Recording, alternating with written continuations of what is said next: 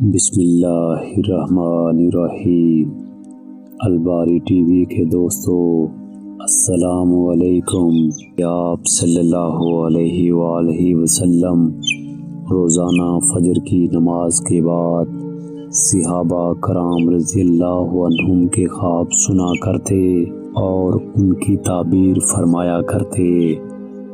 آج ہم آپ کو بتائیں گے کہ خواب میں آب زمزم پینے کی کیا تعبیر ہوتی ہے۔ حضرت محمد بن سیرین رحمۃ اللہ علیہ فرماتے ہیں، اگر کسی شخص نے خواب میں دیکھا کہ اس نے آب زمزم پیا ہے تو اس کا مطلب یہ ہے کہ اس شخص کو اپنی گمشدہ چیز مل جائے گی۔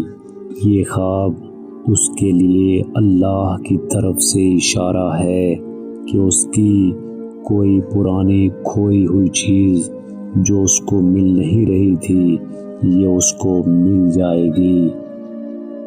الباری ٹی وی کے دوستو، اپنا خواب کسی جاہل، کسی بے دین، کسی حاسد، کسی دشمن اور کسی عورت کو نہ سنائیں۔